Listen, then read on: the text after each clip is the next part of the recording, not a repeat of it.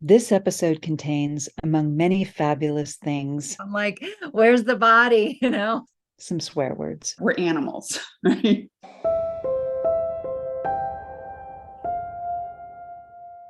Hey, folks, welcome to the Brilliant Body Podcast, a forum to learn about and liberate the brilliance of your body and ultimately to expand the meaning and experience of intelligence.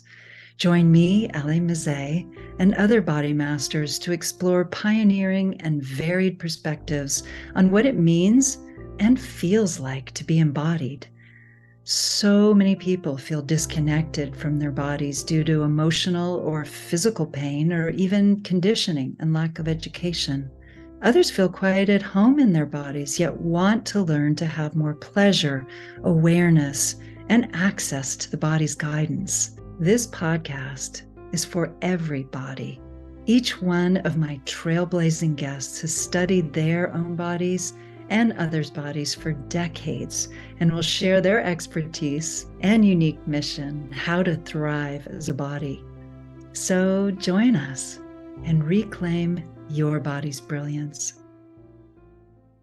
Welcome to Meet the Brilliant Body Podcast, an overview and teaser of what to expect from my new podcast series, The Brilliant Body with Mezey.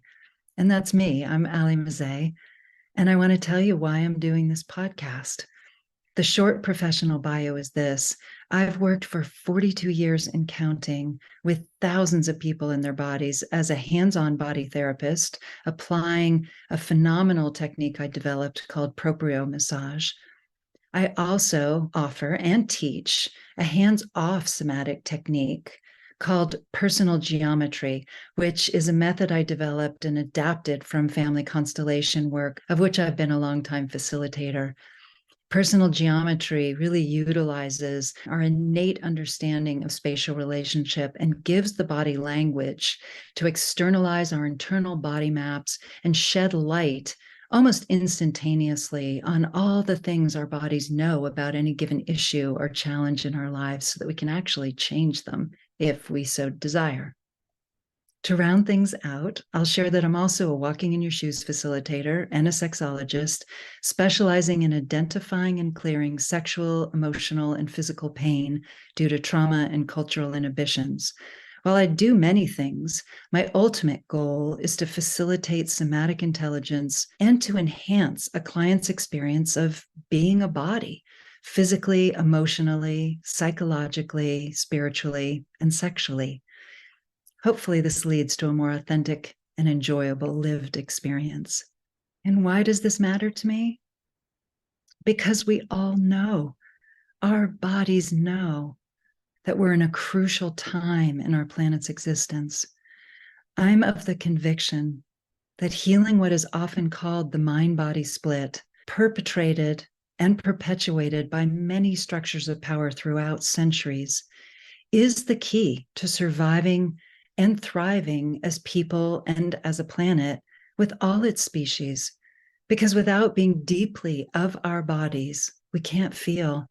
We aren't regulated, empathetic, and connected. Love has to be felt. I suppose there's incarnate beings who feel all kinds of love, but while we're alive in our bodies, love has to be felt there, right here, as do all the other emotions, which also need to be felt and integrated and communicated responsibly, hopefully, rather than projected out into the world in all these distorted and destructive ways. In other words, without the body, we can't love. And without love, we tend towards destruction of ourselves, each other, particularly if they don't look like us, including all the other brilliant bodied species we share this planet with. So again, discovering the brilliance of our bodies, that this thing we refer to as an it isn't a machine or the source of sin or just a non-sentient dumb vehicle. It's a crucial key to experiencing and sharing so much more balance, pleasure, acceptance, clear internal guidance, and communion with self, our fellow inhabitants, and perhaps even the divine. This podcast, The Brilliant Body, will surely give you many new provocative and evocative perspectives and opportunities to view and experience your body beyond what you have previously thought and felt. My upcoming guest, integral anatomist Gil Hedley. This mechanistic perspective and philosophy that we all inherit from our established medical paradigms and anatomical formats and physiology books would all have us believe that we're a machine. We have to crawl our way back into our heart center, having been dislodged almost permanently into our brains. On the left side, particularly, where we rattle around in a myopic and particulate vision of the world, the fragmented world, which hurts the heart, actually, and renders us ill, that orientation. Your heart is a pump pushing blood through pipes. It's absurd. It's literally absurd. It's absurd even by its own mechanistic terms, because find me a pump that can do what the heart does. There is no such thing on our planet. Maybe a pump is a shitty model of the heart, but the heart is certainly not a model of the pump. So this heart center is no pump. It's the place where our living blood is refreshing its movement and sending itself spinning on another cycle around our body on a spinning planet for us to enjoy and take pleasure in and be moved by in such a way that we're moved towards one another rather than separated from one another, which seems to be a theme lately. We are so much more than our thinking minds. This conceptual bias that our intelligence is not part and parcel of our bodies is the skewed foundation upon which educational curricula, Western medicine, even laws have developed. It shows up in our boardrooms, our bedrooms, how society values and remunerates its citizens or doesn't. It shows up in our very definition and attribution of intelligence. Check it out for yourself. Do you base your intelligence on your intellect, on your test scores, how many books you've read, on where you went to school or didn't, and how much money you make, perhaps because of your academic education? My upcoming guest, business coach and creative strategist, Rachel Fell. If Descartes and the whole I think, therefore I am became this pin in the collective self-concept, then we start privileging the intellectual and rational mind or brain, let's say. We think intelligence is our thinking mind. We don't conceive of our entire body as a body mind or as intelligent, but my limbic system is incredibly intelligent and it's inextricable with the neocortex. My brainstem is inextricable from my limbic system. My heart is incredibly intelligent and generates an electromagnetic field that's something like 300 times more powerful than the brain's.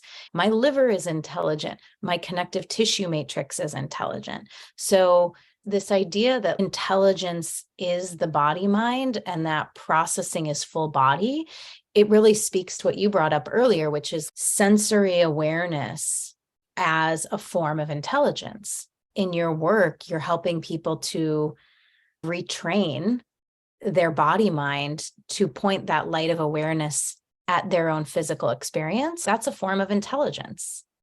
So to privilege and to only engage the thinking mind is actually to limit the self.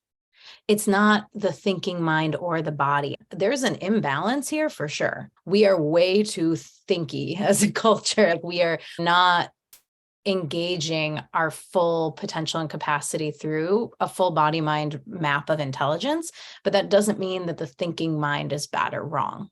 It just means it's doing too much. It's carrying too much of the load. And I feel impoverished by that. I feel stolen from a very early age, as probably most of us have been. I think that's ultimately what's behind the desire to make this podcast, is to remind myself, and hopefully you, if that's something that you value, of our wholeness. My upcoming guest, author, actor, and embodiment leader, Philip Shepherd. What we've neglected is that there is a sort of geography to the body's intelligence. And we've made this fundamental mistake of thinking there's a synonymous relationship between mind and brain. Well, look, the brain is in the head and we know where it is, but mind suffuses the body. There's no cell that doesn't participate in its thinking. And so to liberate the thinking from the head is at the same time to liberate your thinking from that decontextualized, stripped away, abstract focus that the left brain excels at. Our culture does not recognize wholeness. We are trained out of it. We don't know what it is to speak from our wholeness. We don't know what it is to listen from our wholeness. We don't know what it is to face an issue with the whole of our being. We defer to the head. We defer to the head. And so it's, it's radical in that it's outside of the limited box within which our culture says the answers are to be found. Some of us view the body as the storage or the manifestation of our unconscious and subconscious minds. I certainly do. And what about intuition?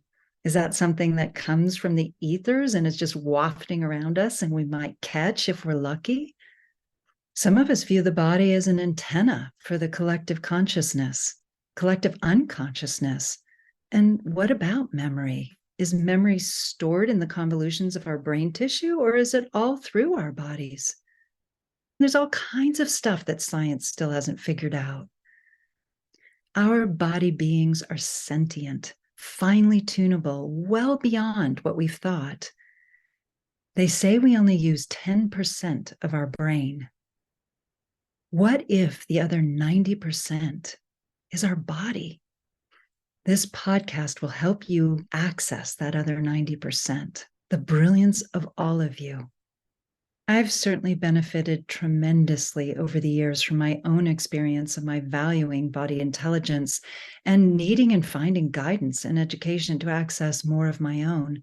My guests have really helped me navigate my challenges and also aspirations, how to be more in harmony and have more access to all the different things my body can offer me, including comfort, regulation, feeling more balanced, feeling truer emotion and more integration, expressing myself responsibly, feeling more pleasure, feeling more safety and freedom, and also feeling more access to all that this body knows about myself, about other people, about social interaction, about what needs healing in myself or somebody else, and what I might be able to provide towards that healing.